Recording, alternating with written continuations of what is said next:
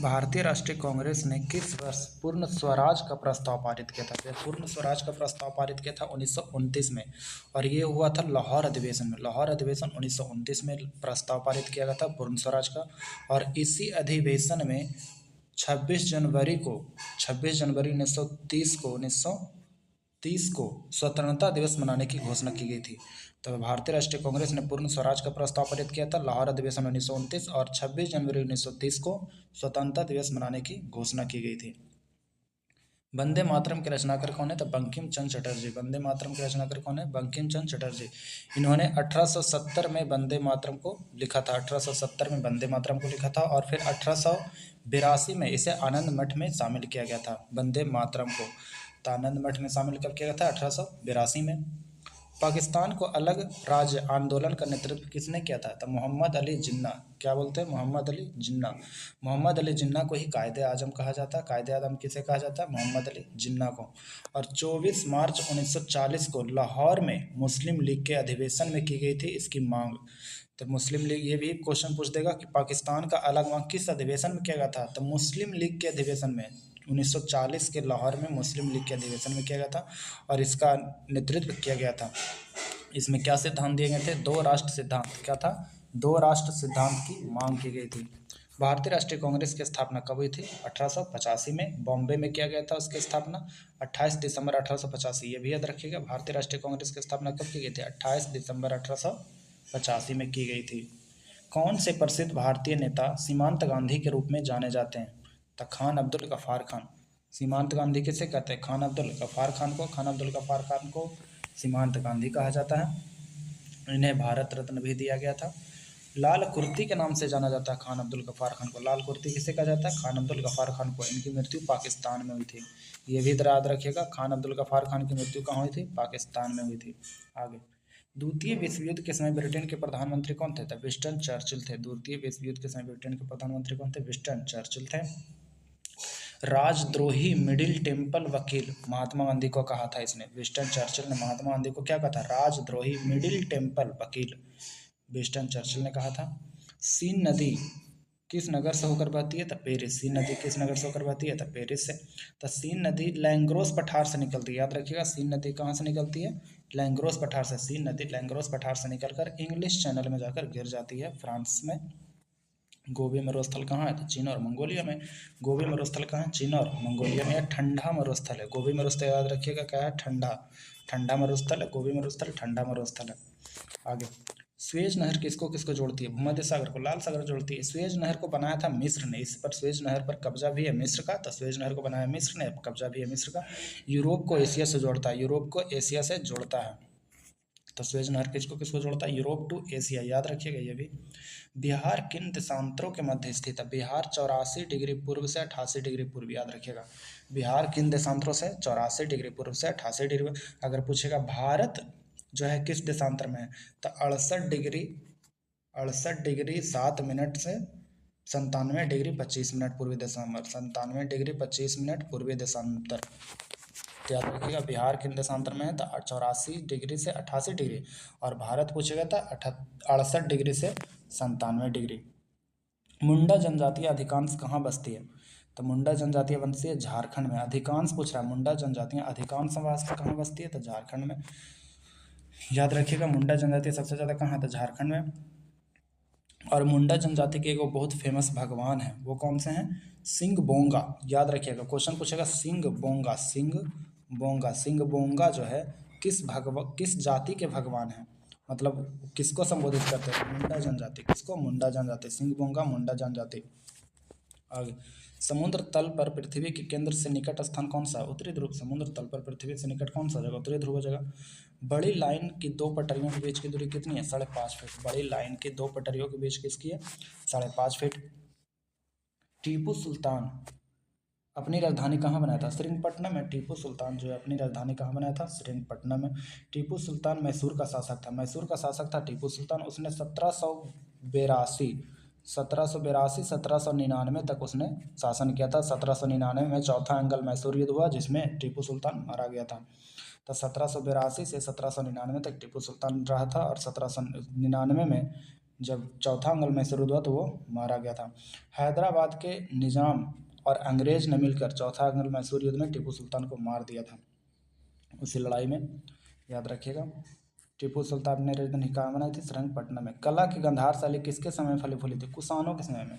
कला की गंधार शैली कुषाणों के समय। कुषाणों का अगर देखा जाए शासन कब से कब तक चले थे तो 30 ईस्वी से 375, 30 ईस्वी से 375, 375 ईस्वी तक चले थे। कुषाण कब से कब तक चले थे? 30 ईस्वी से 375 ईस्वी। इनके समय बहुत सारे काम हुए, जैसे बौद्ध धर्म का प्रचार भी हुआ था इन्हीं के समय में। अब बौद्ध धर्म में भी किस यान का? महायान का, याद रखिएगा। बौद्ध धर्म का प्रसार हुआ था महायान में, महायान बौद्ध धर्म का। कला और वास्तुकला में प्रगति हुई थी। संस्कृत साहित्य का भी विकास हुआ था। कंधार और मथुराशाला का विकास भी हुआ था। ये तो क्वेश्चन ही है। कला की गंधार शैली किसके समय में फैली थी? कुषाणों के समय में। ऑपरेशन ब्लैक बोर्ड कैसी सरकारी योजना है? तब ब्लैक बोर्ड पढ़ाने के लिए युवकों को, वयस्कों को साक्षर बनाने हेतु प्रोत्साहित करने के लिए ब्लैक बोर्ड जो हम लोग पढ़ते थे बचपन में। चिपको आंदोलन किसको बचाने के लिए हुआ था? तो वृक्षों को। चिपको आंदोलन किसको बचाने के लिए होता? तो वृक्षों को, याद रखिएगा।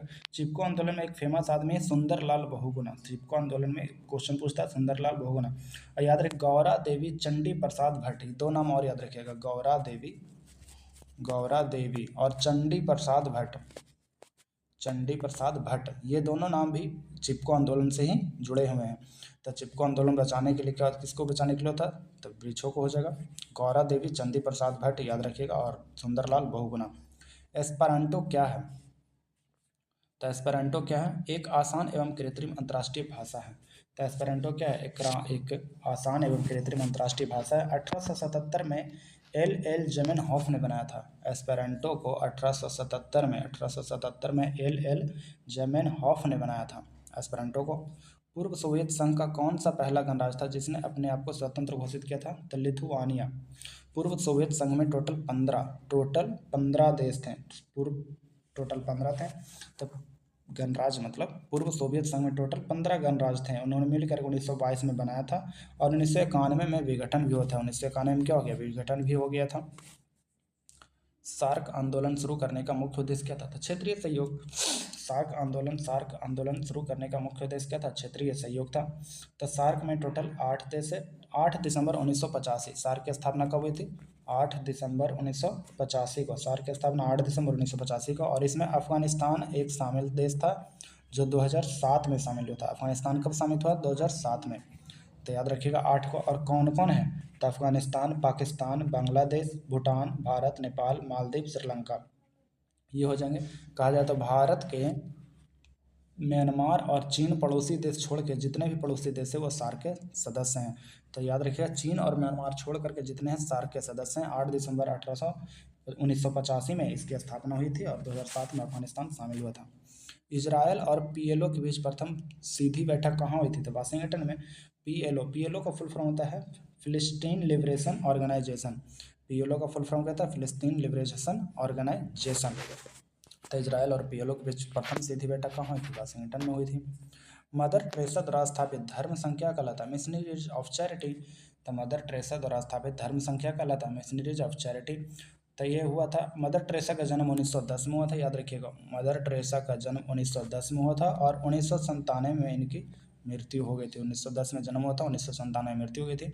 और मिशनरीज ऑफ चैरिटी की स्थापना हुई थी 1950 में। मिशनरीज ऑफ चैरिटी की स्थापना कब हुई थी? 1950 में। मदर टेरेसा को नोबेल पुरस्कार भी मिला था 1979 में। 1979 में मदर टेरेसा को नोबेल पुरस्कार मिला था, शांति के क्षेत्र में मिला था, याद रखिएगा। नोबेल शांति पुरस्कार मिला था मदर टेरेसा को 1979। भारत रत्न 1980। भारत रत्न कब मिला था? 1980 में मिला था, याद रखिएगा। पंचशील की मुख्य विशेषता क्या है? तो देशों के मध्य मित्रता और शांतिपूर्ण सहअस्तित्व। पंचशील की मुख्य विशेषता क्या है? पंचशील जो हुआ था तिब्बत क्षेत्र और भारत चीन को व्यापार को लेकर के हुआ था। पंचशील समझौता भारत और चीन के बीच हुआ था। पंचशील समझौता भारत और चीन के बीच होता क्यों हुआ था? तो तिब्बत क्षेत्र में विवाद चल रहा था, तो तिब्बत क्षेत्र और व्यापार को लेकर के हुआ था 1954 में। पंचशील समझौता कब हुआ था? 1954 में, याद रखिएगा। पंचशील समझौता 1954 में। बछेंद्री पाल किस क्षेत्र में एक सुपरिचित है? पर्वतारोहण। प्रथम भारतीय महिला जो थी पर्वत पर चढ़ने वाली माउंट एवरेस्ट पर, वो बछेंद्री पाल ही थी। प्रथम भारतीय महिला कौन थी? बछेंद्री पाल। 1984 में ये चढ़ी थी एवरेस्ट पर। तब बछेंद्री पाल एवरेस्ट पर कब चढ़ी थी? 1984 में चढ़ी थी। पाश्चराइजेशन एक प्रक्रिया है जिसमें क्या होता है? तो पाश्चराइजेशन जो है जिसमें 65 डिग्री पर पहले दूध को गर्म किया जाता है आधे घंटे तक, फिर उसके बाद उसे अचानक ठंडा कर देता है जिससे उसके बैक्टीरिया मर भी जाते हैं और दोबारा पनपने की गुंजाइश भी नहीं रहती है, जिसके कारण दूध का जो है समय लाइफ बढ़ जाता है, इसलिए इसको पाश्चराइजेशन की विधि से किया जाता है। एम्फीबियन उभयचर किसे कहते हैं? तो वो जल और थल दोनों पर रहते हैं, उसे उभयचर बोलते हैं।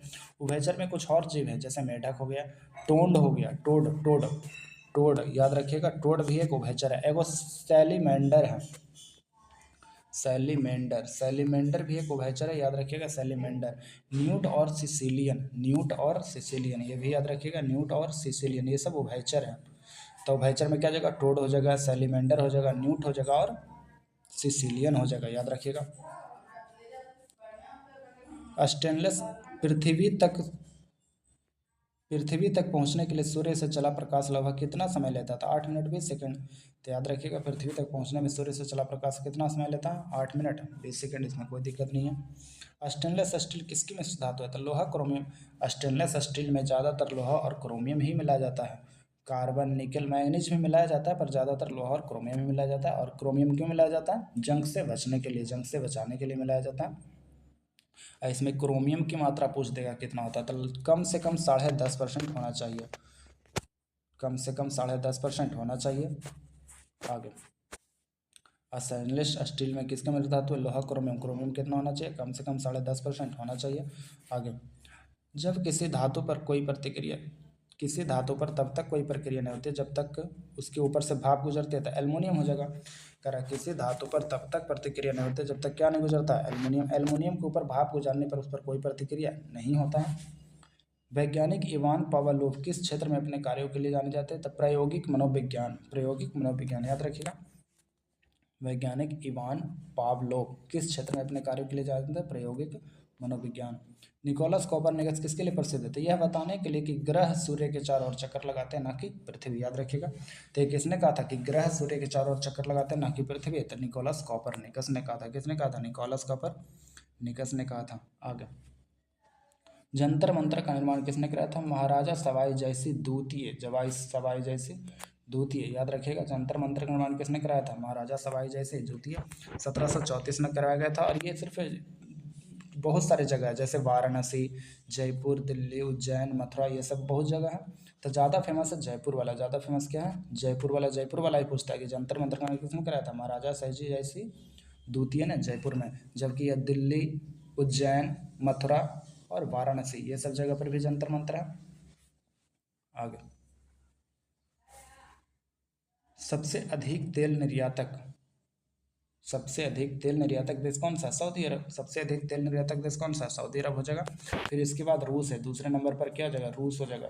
दूसरे नंबर पर रूस, फिर इराक, दूसरे नंबर पर रूस, फिर इराक हो जाएगा।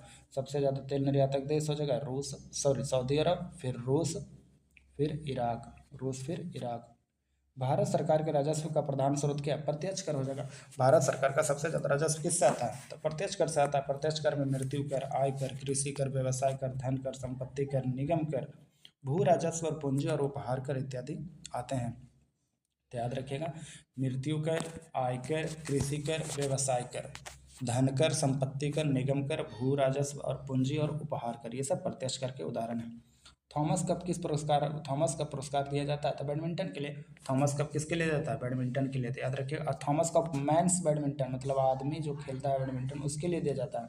थॉमस कप किसके लिए? मेंस बैडमिंटन के लिए। एक होता है उबेर कप, उबेर कप भी बैडमिंटन में दिया जाता है। तो ये महिला बैडमिंटन, ये क्या है? फीमेल बैडमिंटन के लिए दिया जाता है उबेर कप।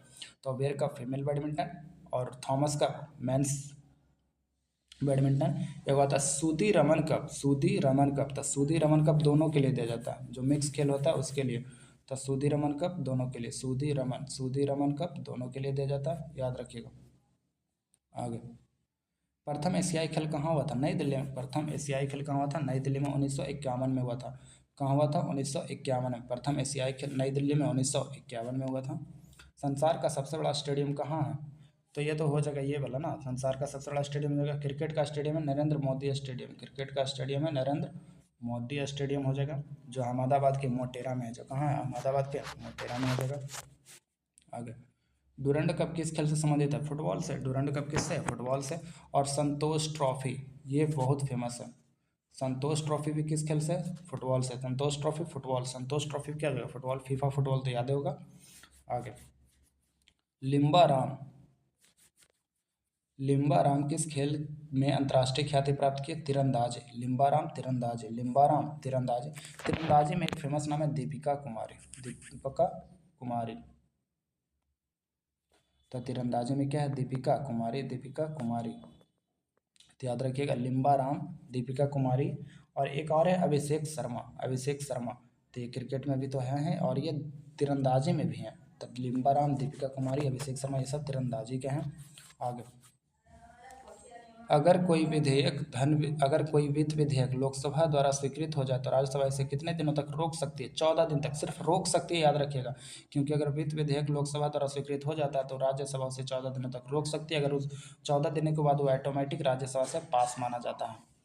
भारतीय संविधान में संशोधन के लिए विधेयक कहाँ लाया था? कोई भी सभा में, लोकसभा या राज्यसभा में अगर संशोधन विधेयक है तो कोई भी सभा में लाया जा सकता है।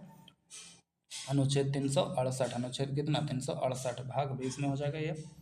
आगे, अच्छा, अब वित्त विधेयक लोकसभा द्वारा स्वीकृत हो जाए तो वित्त विधेयक किस अनुच्छेद में है? तो 117 के 3, वित्त विधेयक 117 के 3 में, विधेयक 117 के 3। अब वित्त विधेयक में जो खर्च होगा उसमें कहाँ से खर्च होगा? तो भारत की संचित निधि से खर्च होगा, याद रखिएगा।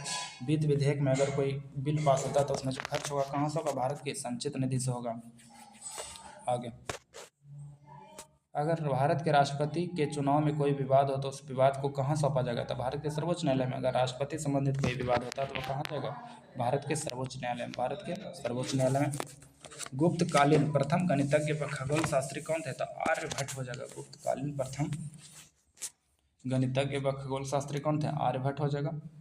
आर्यभट्ट, आर्यभट्ट ने ही स्थानीय मान प्रणाली भी दिया था। स्थानीय मान प्रणाली, स्थानीय मान प्रणाली कौन दिया था? आर्यभट्ट। स्थानीय मान प्रणाली आर्यभट्ट। भारतीय गणित के जनक भी कहा जाता है आर्यभट्ट को, भारतीय गणित के जनक आर्यभट्ट। जैन धर्म के 23वें तीर्थंकर कौन थे? पार्श्वनाथ। और इसका प्रतीक चिन्ह क्या था? सांप था। पार्श्वनाथ का प्रतीक चिन्ह क्या था? सांप था, याद रखिएगा।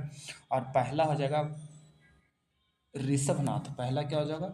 ऋषभनाथ। पहला हो जाएगा ऋषभनाथ हो जाएगा, याद रखिएगा। तो पहला ऋषभनाथ हो जाएगा। ऋषभनाथ को ही आदिनाथ कहते हैं, ऋषभनाथ को ही क्या कहते हैं? आदिनाथ कहते हैं। तो 23वें तीर्थंकर हो जाएगा पार्श्वनाथ, जिनका प्रतीक चिन्ह क्या है? सांप है। पहला हो जाएगा ऋषभनाथ, उन्हीं को आदिनाथ भी कहा जाता है। आगे, किसने हिंदी भाषा को भारत की राष्ट्रभाषा के रूप में स्वीकारा व पहली बार स्वराज शब्द का प्रयोग किया था? तो दयानंद सरस्वती। ये बहुत फेमस क्वेश्चन है। हिंदी भाषा को भारत की राष्ट्रभाषा स्वीकारा और स्वराज शब्द का प्रयोग किया। तो स्वराज शब्द का प्रयोग सबसे पहले किसने किया था? स्वामी दयानंद सरस्वती ने। और कांग्रेस के कलकत्ता अधिवेशन 1906 में स्वराज शब्द को दादा भाई नौरोजी ने प्रस्तुत किया था, याद रखिएगा। तो कांग्रेस के कलकत्ता अधिवेशन में स्वराज शब्द का प्रयोग सबसे पहले किसने किया था? 1906 में दादा भाई नौरोजी ने। और सबसे पहले स्वराज शब्द दिया था दयानंद सरस्वती ने। अखिल भारतीय राष्ट्रीय कांग्रेस की प्रथम भारतीय महिला अध्यक्ष कौन थी? प्रथम भारतीय महिला अध्यक्ष बोलेगा तो सरोजिनी नायडू। ये 1925 के कानपुर अधिवेशन की अध्यक्षता किए थे। 1925 के कानपुर अधिवेशन की अध्यक्षता कौन किया था? सरोजिनी नायडू प्रथम भारतीय महिला थे। प्रथम महिला बोलेगा तो एनी बेसेंट हो जाएगा। प्रथम महिला क्या था? Annie Besant. सरोजिनी नायडू को ही नाइटिंगेल ऑफ इंडिया भी कहा जाता है। Nightingale of India Sarojini Naidu. 1937 में कांग्रेस मंत्रिमंडल कितने प्रांतों में बटा हुआ था? 8 प्रांतों में। 1937 में कांग्रेस मंत्रिमंडल कितने प्रांतों में था? 8 प्रांतों में। सर रविन्द्रनाथ टैगोर ने सर की उपाधि क्यों लौटा दी? तो जलियांवाला बाग हत्याकांड के लिए सर रविन्द्रनाथ टैगोर को सर की उपाधि 1915 में मिला था। कब मिला था? 1915 में मिला था। और ये 1919 में जब जलियांवाला बाग हत्याकांड हुआ तो इन्होंने क्या किया? लौटा दिया, सर की उपाधि लौटा दी, याद रखिएगा। आगे, भारतीय मुस्लिम लीग की स्थापना किस वर्ष हुई थी? 1906 में। भारतीय मुस्लिम लीग की स्थापना किस वर्ष हुई थी? 1906 में। और मुस्लिम लीग का पहला अधिवेशन चला था 1907 में कराची में। मुस्लिम लीग का पहला अधिवेशन चला था कब? 1907 में कराची में हुआ था। और भारतीय मुस्लिम कहाँ हुई थी? ढाका में हुई थी।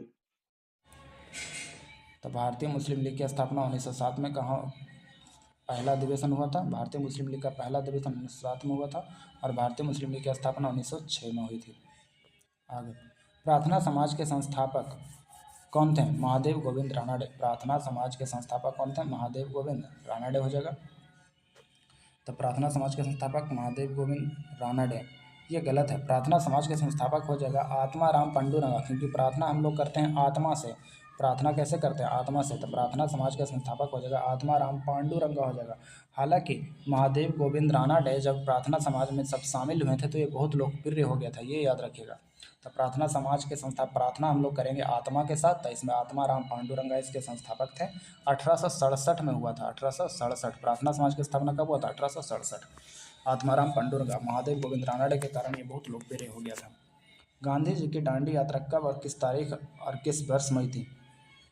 तब 12 मार्च 1930 गांधी जी को जो है दांडी यात्रा कब चली थी? 12 मार्च 1930। और ये क्यों चला गया था दांडी यात्रा? नमक सत्याग्रह के लिए, नमक पर कानून टैक्स हटाने के लिए, नमक पर टैक्स जो है उसको हटाने के लिए। साबरमती से दांडी तक, साबरमती से दांडी तक, साबरमती से दांडी तक चला गया था, याद रखिएगा। 12 मार्च 1930 से लेकर के 6 अप्रैल 1930 तक चला था, 6 अप्रैल 1930 तक चला था। तब 12 मार्च से 6 अप्रैल तक दांडी यात्रा चला था। अंतर्राष्ट्रीय मुद्रा कोष का वित्तीय वर्ष किसके द्वारा किसके द्वारा किया जाता है? तो सदस्य देश। अंतर्राष्ट्रीय मुद्रा वर्ष का वित्तीय वर्ष किसके द्वारा किया जाएगा? सदस्य देश के द्वारा, याद रखिएगा। अंतर्राष्ट्रीय मुद्रा कोष, अंतर्राष्ट्रीय मुद्रा कोष में टोटल 190 देश है। कितने देश हैं? 190 देश। इसका मुख्यालय वाशिंगटन डीसी है। इसका मुख्यालय कहाँ है? Washington DC. अंतर्राष्ट्रीय मुद्रा कोष का मुख्यालय वाशिंगटन डीसी। इसकी स्थापना हुई थी 1944 में, बट ये प्रभावी हुआ था, मतलब काम करने लगा था 1945 में, 1945 में, याद रखिएगा। इसका परिचालन 1945 में हुआ था। अंतर्राष्ट्रीय मुद्रा कोष में 190 देश है। इसकी स्थापना 1944 में हुआ था, पर इसका प्रभावी परिचालन हुआ था 1945 में। बेरोजगारी व मुद्रास्फीति के संयुक्त घटक क्या कहलाते हैं? स्टैगफ्लेशन। ये बहुत फेमस क्वेश्चन है। बेरोजगारी व मुद्रास्फीति के संयुक्त घटक क्या कहलाते हैं? स्टैगफ्लेशन। कह रहा है बेरोजगारी, जब कह रहा है अर्थव्यवस्था का विकास धीमा हो जाता है और महंगाई तेज हो जाती है, उस स्थिति में कीमत बढ़ने लगता है, तो अर्थव्यवस्था भी अच्छा नहीं होता है, जिसके कारण उसे स्टैगफ्लेशन कहते हैं। मतलब अर्थव्यवस्था का विकास धीमा हो रहा है और महंगाई भी बढ़ रहा है और कीमत भी बढ़ रहा है और अर्थव्यवस्था भी अच्छा नहीं हो रहा है, तो ये क्या हो जाएगा? स्टैगफ्लेशन हो जाएगा। भारतीय नियोजन के वस्तुकार कौन थे? पंडित जवाहरलाल नेहरू। अगर वस्तुकार बोलेगा तो पंडित जवाहरलाल नेहरू। भारतीय नियोजन के जनक कौन थे? तो पीवी नरसिम्हा राव, याद रखिएगा। भारतीय नियोजन के जनक कौन थे? पीवी नरसिम्हा राव। भारतीय नियोजन के जनक पीवी नरसिम्हा राव। और भारतीय नियोजन के वस्तुकार कौन थे? पंडित जवाहरलाल नेहरू। पीली क्रांति किस फसल उत्पादन के लिए? तो तिलहन। पीली क्रांति तिलहन। पीली तो फेमस, ये तो इजी क्वेश्चन है। पीली क्रांति किस हो जाएगा? तिलहन से हो जाएगा। आगे, भारत में किस राज्य में शिशु मृत्यु दर सबसे कम है? तो केरल हो जाएगा। भारत के किस राज्य में शिशु मृत्यु दर सबसे कम है? तो केरल हो जाएगा, कोई दिक्कत नहीं है। विश्व व्यापार संगठन WTO का मुख्यालय क्या है? जनेवा। व्यापार करेगा तभी तो जान बचेगा। तो व्यापार का कहाँ है? जनेवा, याद रखिएगा। व्यापार करेगा तो जान बचेगा। विश्व व्यापार संगठन का मुख्यालय कहाँ है? जनेवा में। 166वां देश इसमें बना है पूर्वी लेस्ते, पूर्व तिमोर लेस्ते, 166वां देश। WTO का 166वां देश क्या हो रहा है? तिमोर बना है, याद रखिएगा। Timor Leste. और WTO का स्थापना कब हुआ था? 1 जनवरी 1995 में, 1 जनवरी 1995। तो WTO का स्थापना कब हुआ था? 1 जनवरी 1995। WTO का स्थापना 1 जनवरी 1995 में हुआ था। आगे, भारतीय संविधान में प्रारंभ में मौलिक कर्तव्यों का प्रावधान नहीं था। संविधान संशोधन द्वारा संविधान के किस भाग में इसका समावेश किया गया? तो भाग 4 के 1 में। तो मौलिक कर्तव्य किस में? भाग 4 के 1 में मौलिक कर्तव्य, भाग 4 के 1 में। 51 के क में, 51 के क में, याद रखिएगा। 42वां संविधान संशोधन 1976 द्वारा इसे जोड़ा गया था और ये अनुच्छेद 51 के 1 में है। राज्य पृथ्वी पर ईश्वर का अवतार है, उक्त कथन का विचारक कौन है? हेगेल। ये कथन किसने कहा था? राज्य जो है पृथ्वी पर ईश्वर का अवतार है, किसने कहा था? हेगेल ने। राज्य पृथ्वी पर ईश्वर का अवतार है, किसने कहा था? हेगेल ने कहा था। आगे, संविधान सभा में उद्देश्य प्रस्ताव कब प्रस्तुत किया था? 13 दिसंबर 1946 को। संविधान सभा में उद्देश्य प्रस्ताव कब हुआ था? 13 दिसंबर 1946 को, याद रखिएगा। संविधान सभा में उद्देश्य प्रस्ताव कौन लाया था? पंडित जवाहरलाल नेहरू। संविधान सभा में उद्देश्य प्रस्ताव कौन लाया था? तब पंडित जवाहरलाल नेहरू, पंडित जवाहरलाल नेहरू ने लाया था। स्वाधीनता आंदोलन के दौरान पूर्ण स्वराज के लक्ष्य की घोषणा किस वर्ष की गई थी? 1929 में। पूर्ण स्वराज के अभी तो ऊपर पढ़ भी किए थे कि लाहौर अधिवेशन में 1929 में पूर्ण स्वराज की घोषणा की गई थी। और 26 जनवरी 1930 को स्वतंत्रता दिवस मनाने की घोषणा भी इसी अधिवेशन में किया गया था, याद रखिएगा। और इस अधिवेशन की अध्यक्षता कौन किया था? आगे, भारत संविधान सभा के प्रथम अध्यक्ष कौन थे? सच्चिदानंद सिन्हा। संविधान सभा के प्रथम अध्यक्ष कौन थे? सच्चिदानंद सिन्हा। संविधान सभा के प्रथम अध्यक्ष दादा भाई नौरोजी थे। सॉरी। संविधान सभा के प्रथम अध्यक्ष कौन थे? राजेंद्र प्रसाद। संविधान सभा के प्रथम अध्यक्ष कौन थे? राजेंद्र प्रसाद थे। और ये अस्थायी अध्यक्ष चुने गए थे सच्चिदानंद सिन्हा। अस्थायी अध्यक्ष चुने गए थे सच्चिदानंद सिन्हा, याद रखिएगा। संविधान सभा के प्रथम अध्यक्ष थे राजेंद्र प्रसाद। संविधान सभा के प्रथम अध्यक्ष कौन थे? राजेंद्र प्रसाद। और ये अस्थायी अध्यक्ष चुने गए थे, याद रखिएगा। इसमें क्वेश्चन थोड़ा सा गलत दिया हुआ है। तो संविधान सभा के प्रथम अध्यक्ष हो जाएंगे राजेंद्र प्रसाद। और इसके अस्थायी अध्यक्ष थे कौन? सच्चिदानंद सिन्हा। भारतीय शासन अधिनियम द्वारा भारत में ब्रिटिश सरकार द्वारा सांप्रदायिक निर्वाचन प्रणाली कब प्रारंभ होता? 1909 में। सांप्रदायिक निर्वाचन प्रणाली कब प्रारंभ होता? 1909 में, याद रखिएगा।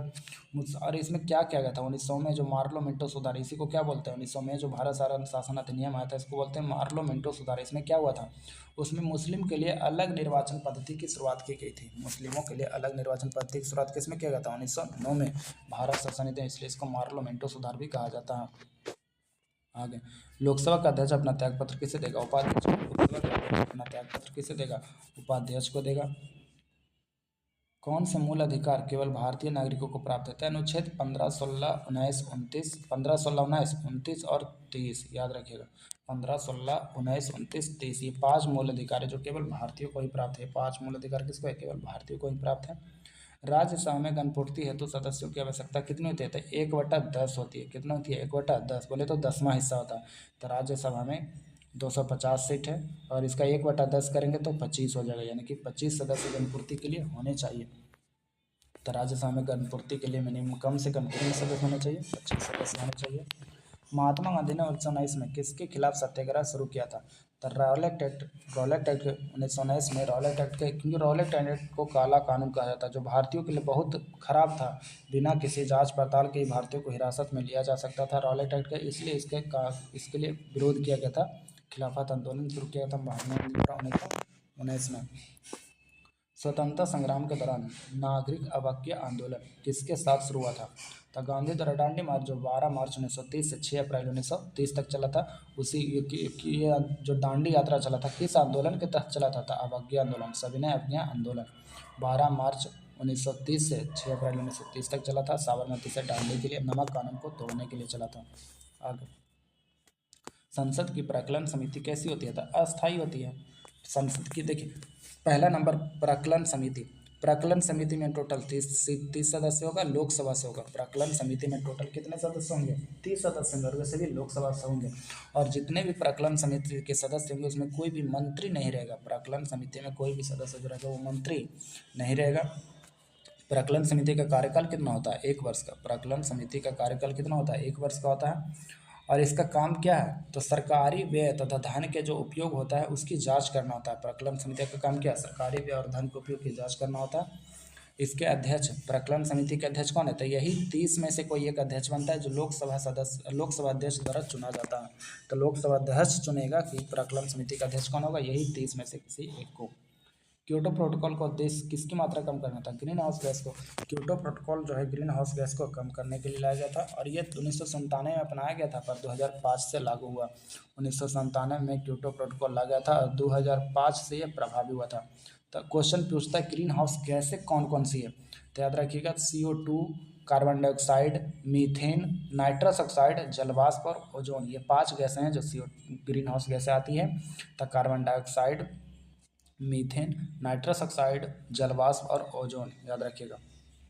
परंपरागत रूप से क्रिकेट बैट का निर्माण किस पेड़ के काष्ठ का उपयोग का होता है? तो पीलो। क्रिकेट जो है बैट, क्रिकेट का जो बैट है किस लकड़ी से बनता है? तो पीलो से बनता है। एक प्रकाश वर्ष किसके बराबर होता है? 9.46 × 10 × 11 पर पावर 12 किलोमीटर। ये याद रखिएगा, किलोमीटर पूछेगा तो किलोमीटर क्या हो जाएगा? 11 पर पावर 12। मीटर में पूछेगा तो 15 हो जाएगा। आगे, एक प्रकाश वर्ष किसके बराबर होता है? 9.46 × 11 पर पावर 12 किलोमीटर हो जाएगा।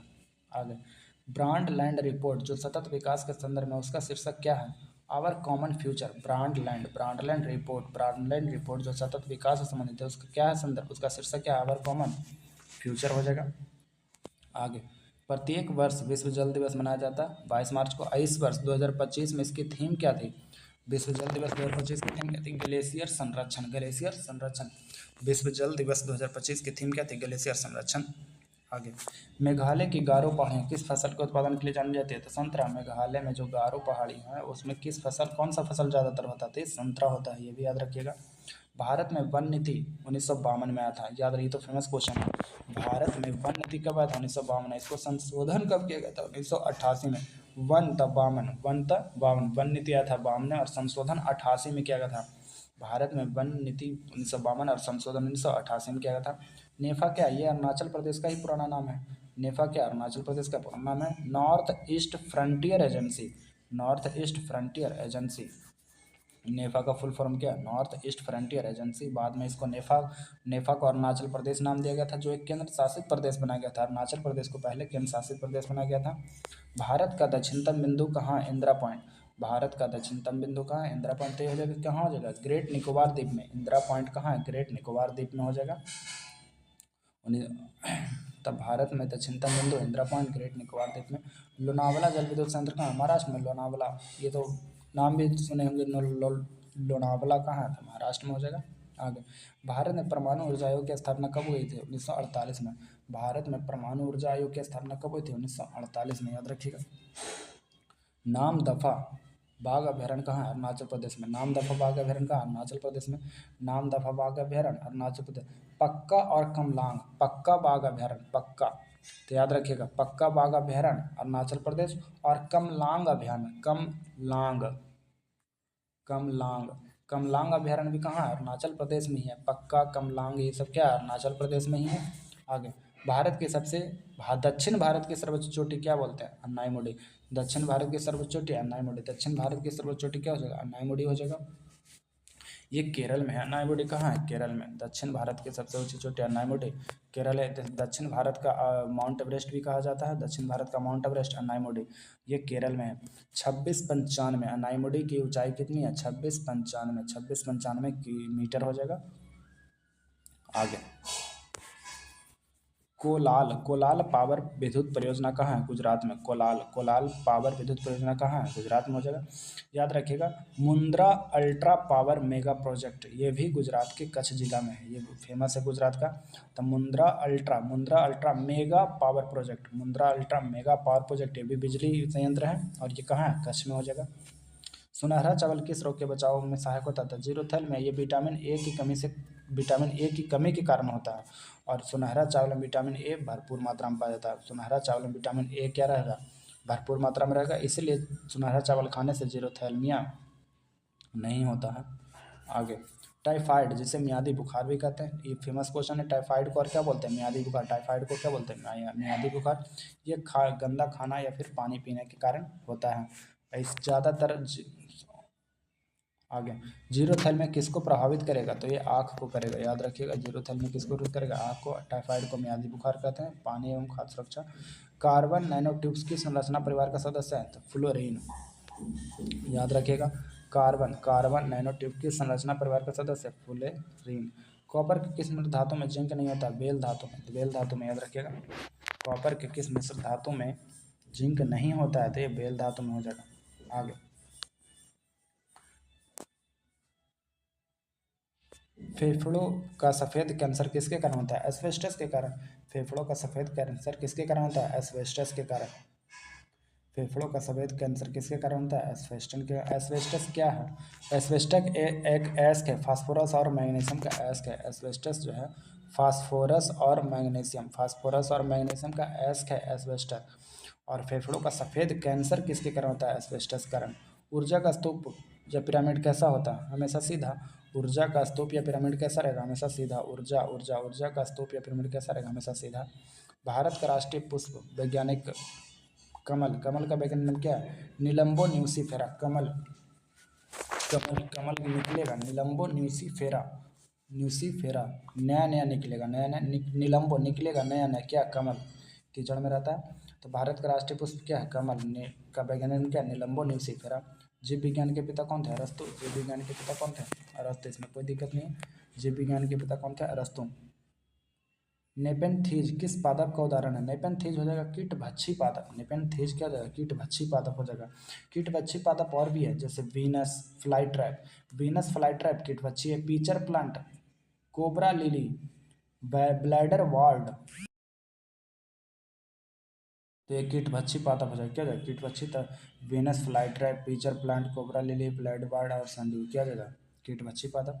न्यूटन का कौन सा नियम रॉकेट प्रणोदन में शामिल है? तो गति का तीसरा नियम। न्यूटन का कौन सा? गति का तीसरा नियम। न्यूटन का कौन सा? गति का तीसरा नियम हो जाएगा। आगे, कौन सा ग्रह सौरमंडल में वैक्यूम क्लीनर की भांति कार्य करता है? बृहस्पति। सौरमंडल बृहस्पति का इतना ज़्यादा मतलब वो होता है गुरुत्वाकर्षण की आसपास के सभी उल्कापिंडों को खींच लेता है, इसलिए उसको वैक्यूम क्लीनर कहते हैं। तो याद रखिएगा, सूर्य व तारों में ऊर्जा का मुख्य स्रोत क्या है? नाभिकीय संलयन। सूर्य और ऊर्जा, सूर्य व तारों का क्या है? नाभिकीय संलयन हो जाएगा। कह रहा है हल्के नाभिक मिलकर भारी नाभिक बनाते हैं। नाभिकीय संलयन में हल्का नाभिक मिलकर भारी नाभिक बनाता है, तो नाभिकीय विखंडन में भारी नाभिक छोटे छोटे हल्के नाभिकों में टूट जाता है, तो नाभिकीय विखंडन। और नाभिकीय संलयन में हल्का नाभिक मिलकर भारी नाभिक बनाता है। आगे, पेयजल किसकी अधिकता के कारण ब्लू बेबी सिंड्रोम होता है? नाइट्रेट। पेयजल में किसकी अधिकता के कारण ब्लू बेबी सिंड्रोम होता है? नाइट्रेट। ये तो इजी है। ब्रह्मपुत्रा नदी कहाँ से निकलती है? तिब्बत, हिंदुस्तान और बांग्लादेश। कहाँ से गुजरती है? तो तिब्बत, हिंदुस्तान और बांग्लादेश। तथा ब्रह्मपुत्रा नदी चेमा युंगडुंग ग्लेशियर से निकलती है। ब्रह्मपुत्रा नदी कहाँ से निकलती है? चेमा युंगडुंग ग्लेशियर से निकलती है, जो मानसरोवर झील के पास है। और ये भारत में प्रवेश करती है यांगयाप दर्रा से। याद रखिएगा, क्वेश्चन पूछेगा ब्रह्मपुत्रा नदी भारत में किस दर्रे से होकर आती है? तो यांगयाप दर्रा भारत में प्रवेश करती है। और बांग्लादेश में इसे जमुना बोलते हैं। ब्रह्मपुत्रा नदी को बांग्लादेश में क्या बोलते हैं? जमुना बोलते हैं। और तिब्बत में इसको सांगपो बोलते हैं। तिब्बत में क्या बोलते हैं? सांगपो कहते हैं। यानी कि असम और अरुणाचल प्रदेश में ही ब्रह्मपुत्रा बोला जाता है। तिब्बत में सांगपो बोलेंगे, ब्रह्मपुत्र, और बांग्लादेश में इसे जमुना बोलेंगे। बांग्लादेश में क्या बोलेंगे? जमुना बोलेंगे। याद रखिएगा। पणजी किस राज्य की राजधानी है? गोवा की। पणजी किस राज्य की राजधानी है? गोवा की। आगे, रिडक्शन में क्या शामिल है? इलेक्ट्रॉनिक उपलब्धि। रिडक्शन में क्या शामिल है? इलेक्ट्रॉनिक उपलब्धि हो जाएगा। एंटोमोलॉजी में किसका अध्ययन किया जाता है? कीड़े का। एंटोमोलॉजी में किसका अध्ययन किया जाता है? कीड़े का। एंटोमोलॉजी में किसका अध्ययन? कीड़े का।